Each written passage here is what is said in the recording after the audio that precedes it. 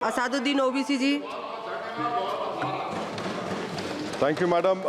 Madam, a direct connection can be drawn between the policies of the government and the continuing educational backwardness of Muslims. In both higher education and schooling, Muslims want to get formal education, but because of government apathy and negligence, Muslims drop out of the education system is sooner than children of any other community.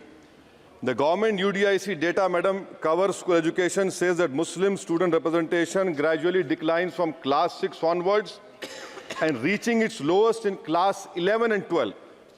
Enrollment percentage of Muslims dropped from 14.42% upper primary, class 6-8 to 10.76% higher education, class 11 and 12.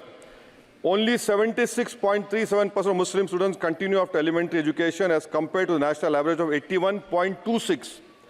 Madam, 28 states have gross GR of 80% for primary education, but only 12 states achieve 80% secondary level. This shows a clear systemic bias against Muslims. Muslim children do not have means to cross beyond primary education, but the government has limited pre-matric and post-matric scholarship class and above. I want to know from the Modi government that does the Muslims of this country have a fundamental right to education under Article 21A or not?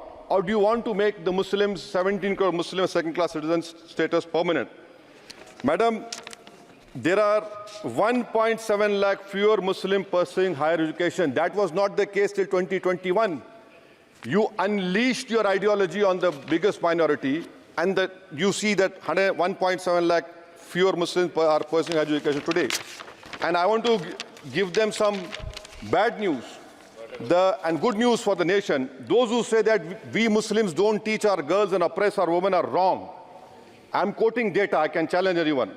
Muslim girls are enrolled at school level higher than boys. The gender parity index for the rest of the population is 0.93, but for Muslims it is 0.99.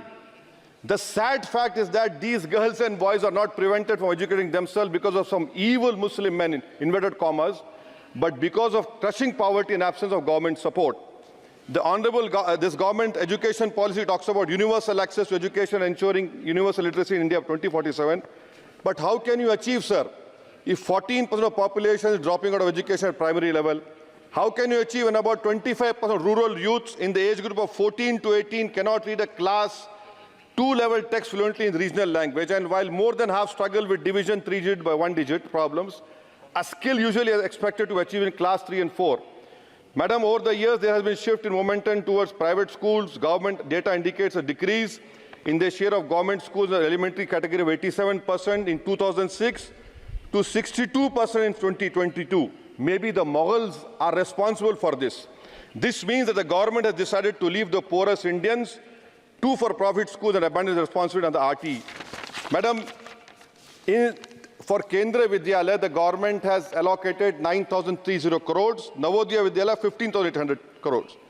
How is it that you have vacancy of 6,653 in teaching and non-teaching staff? Would you blame Babar for this? I'm sure you'll do that. In Navodaya Vidyalaya, 15,800 crores have been allocated, 4,675 vacancies are there. Sanctioned strength is 34,354. In Navodaya Vidyalaya and Kendra Vidyalaya, it is 56,703. You have passed a law 5 months ago about cheating, malpractices, but you are so great in implementing. It took you 5 months. Maybe you are waiting for the NEET paper to leak. That is what I can say. And I'll show the classic example of favoritism, madam, over here. Jamia Millia Islamia is allocated 3 lakh per student, Aligarh 3.9 lakh per student, and BHU gets 6.15 lakh per student. Why this favoritism? And may I request the Honorable Minister through you, Madam, that PM USP 1558 crores have been allocated. Please have some liberal mindedness, so that more Muslim students can get this. Your HIFA scheme, Madam, HIFA scheme, 39,720 crores have been sanctioned for 103 institutions. 22 are IITs, 12 are AIMs. These people can pay back money. How can Jamia Millia and AMU pay back money? I don't know who has told you this. And more important, madam, 29% of graduates and above in India are unemployed. And half of them do low-skilled jobs. This is for you to understand. And may I come to Jamia Millia, madam. Jamia Millia you have no permanent vice chancellor. Why is it that a registrar is not even qualified to hold that post? Why is it that a standing council is running the Jamia Millia? And please inquire that why 438 crores have been given HIFA, whether competent construction companies have been given or someone has been given on the basis of favoritism. How is it, sir, that the present status of 100 years old Jamia Teachers Association, their office has been sealed, their body has been dissolved, there is no funds to run the university, to pay outsourcing staff, to build for building maintenance, no research grant? I demand that registrar and the standing council to be immediately removed. Now, coming to Aligarh Muslim University, there are 1,400 2 minutes. AMU daily wage workers are 1,400, temporary 1,559. Why don't you regularize them? And why are you not giving separate funds, Honorable Minister Garu, to the AMU branch at Murshidabad, in Mallapuram, and in Kishanganj? Do you want it to be closed?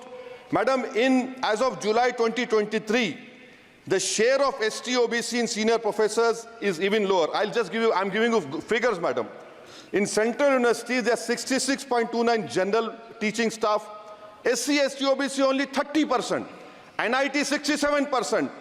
33% ST, OBC.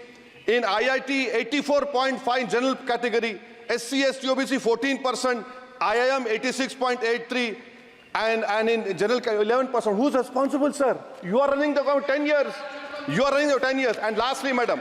Manani, sir, this complete. Lastly, NCRT has been given 500 crores.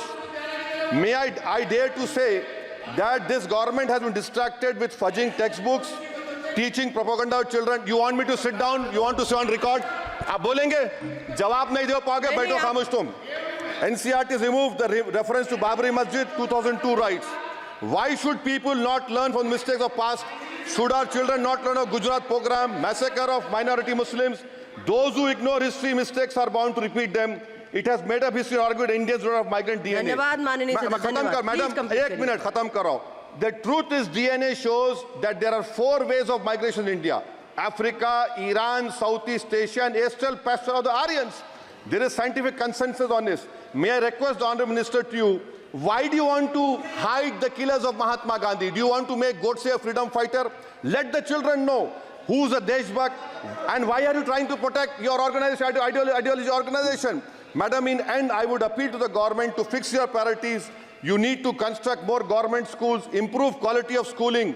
You need to make active efforts to reduce dropout rate of Muslims. You have a job cut out for you. Do not waste your time.